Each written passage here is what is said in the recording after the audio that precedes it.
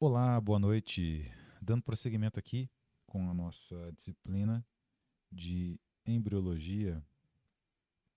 Pessoal, agora eu vou tratar um assunto com vocês que é a espermatogênese e a ovogênese. Principais objetivos aqui dessa aprendizagem, né, junto do material, é definir os principais eventos na formação dos espermatozoides, reconhecer os principais eventos na formação dos óvulos e identificar as semelhanças e diferenças entre a gametogênese feminina e masculina. Primeira coisa, né? Definir os principais eventos na formação dos espermatozoides. Né? A gente sabe que os espermatozoides desempenham um importante papel no momento da fecundação. Eles carregam metade dos genes do pai, que irão se unir, né, à metade dos genes da mãe no ovócito.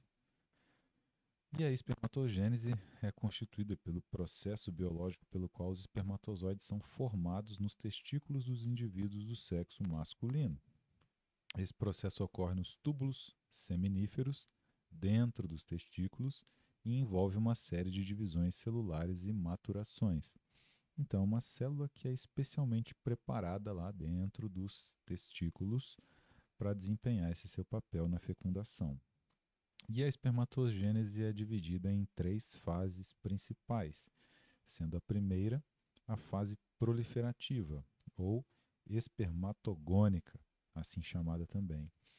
Nessa fase, as células tronco germinativas, chamadas de espermatogônias, se dividem por mitose para formar mais espermatogônias e também células que entrarão em meiose. Então, primeiramente, pessoal, a gente tem uma divisão mitótica aqui. A mitose a gente já estudou na genética. Para que serve? Né? As células aumentam em quantidade. E você já percebeu, né, que a quantidade de espermatozoides que existe no macho, né, são as células formadas a partir, ao final desse processo, são muitas, são uma quantidade absurda, né? E já na mulher, a quantidade é bem menor. Então, uma das diferenças, né, que existe na entre a espermatogênese e a ovogênese, eu posso dizer para vocês, já que já a gente já encontra aqui. Então, existe uma proliferação muito grande por mitose, primeiro, das células precursoras dos espermatozoides, e aí depois que essas células se dividem por meiose, para ficar metade do material genético em cada uma das células, né? Aí é que elas vão se tornar os espermatozoides e a quantidade é absurda, né?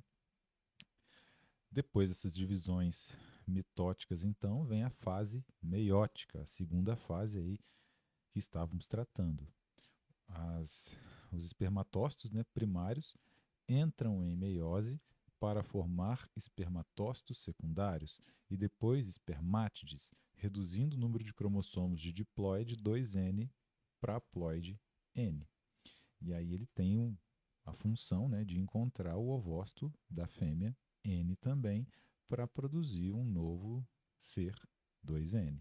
No nosso caso, né, no caso dos seres humanos. Nos vegetais, essa carga genética aí varia bastante, né? Temos 4N, por aí vai, 3N. Fase de diferenciação ou espermiogênese.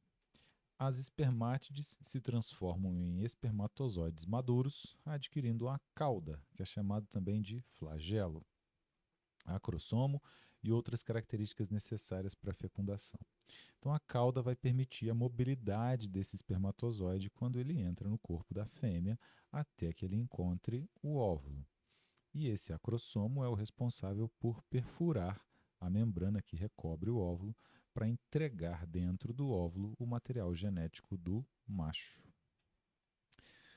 E agora, os principais eventos na formação dos óvulos. Né? A ovogênese se inicia nas mulheres antes do nascimento. Portanto, quando nascem, as mulheres já têm todos os óvulos da sua vida. Olha que diferença interessante, né? Então, no homem, acontece essa divisão mitótica das células que vão ser as precursoras dos espermatozoides. E na mulher, isso começa já antes dela nascer, tá? Então, quando a fêmea nasce, ela já tem todos os óvulos que ela vai utilizar durante toda a sua vida. Ao nascer, cerca de 200 mil a 2 milhões de óvulos primários permanecem em cada um dos ovários, né? Destes, restam cerca de 400 mil na puberdade e apenas 400 continuam a amadurecer e ovulam durante a vida reprodutiva da mulher. E o que acontece com o restante desses óvulos, pessoal? Esses óvulos restantes aí se degeneram, tá? Quando não são utilizados, quando não amadurecem adequadamente, quando não são liberados para fecundação. E aí a gente tem o folículo, né, que é onde esses óvulos estão dentro dos ovários. Então a gente vê aí os dois ovários da mulher nessa figura acima e aí embaixo os folículos dentro dos ovários. Então a gente tem lá ó, o folículo primário, né? Ele vai se transformando em folículo secundário, folículo vesicular, até que ele amadurece e libera o óvulo durante o estágio da ovulação. Depois esse folículo, que já não tem mais o seu óvulo, né, ele vai se transformar no corpo lúteo e esse corpo lúteo tem uma função importante, que é produzir hormônios, né, entre eles o progesterona, que favorecem a implantação do embrião, caso esse óvulo seja fecundado, tá? Então é nos folículos que estão os óvulos. E aí uma curiosidade importante que afeta a todos nós, profissionais de saúde, né, é o funcionamento dos anticoncepcionais, muito utilizados pelas mulheres, né? O que os anticoncepcionais fazem? Eles impedem justamente o amadurecimento desses folículos, né? Então, quando ele passa de folículo primário até chegar ao momento da ovulação e liberar o óvulo, a gente diz que ele amadureceu. E aí esses anticoncepcionais hormonais trabalham aí com os níveis hormonais da mulher para impedir que os hormônios promovam esse amadurecimento dos folículos. Então é por isso que os anticoncepcionais são anticoncepcionais. Se o folículo não amadurece, ele simplesmente vai regenerar, já ainda com o óvulo lá dentro, né, sem liberar o óvulo, e, por consequência disso, não tem como haver a fecundação. E uma série de fatores aí interfere, né, com a, o funcionamento desses medicamentos anticoncepcionais, né?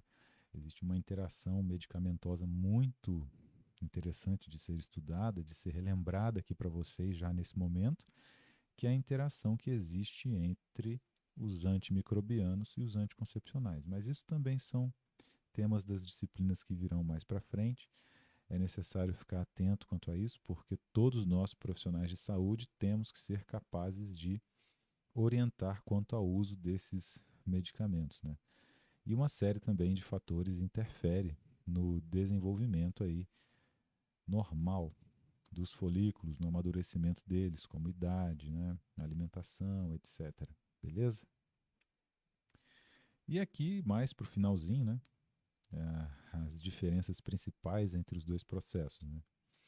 Ao final do processo de espermatogênese, uma célula é capaz de produzir 4 espermatozoides, porém, na ovogênese, é formado apenas um gameta viável.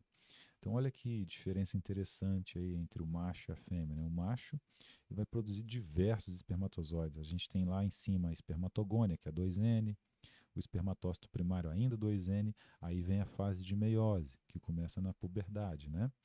E aí essas células vão se dividindo ao meio e se transformam em células N. Se multiplicam e amadurecem até se tornarem o espermatozoide. E são produzidos muitos espermatozoides. Agora, lá na ovogônia, a gente tem a produção, o amadurecimento, crescimento e maturação para o ovócito primário, depois o ovócito secundário, lá na puberdade, e aí a produção de um óvulo, o amadurecimento de um óvulo por vez, ao ser liberado. E aí a gente chama de óvulo, né? E aí percebam que essas células dão origem a todos os gametas.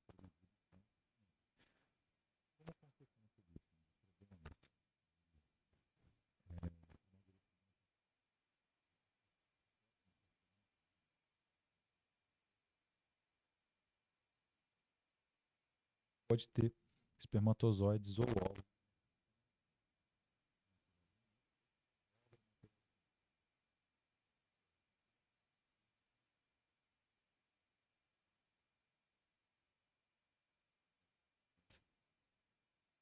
Também será discutido posteriormente nas disciplinas que você terá. Então, eu queria desejar para vocês uma boa leitura do material. O material está completo, interessante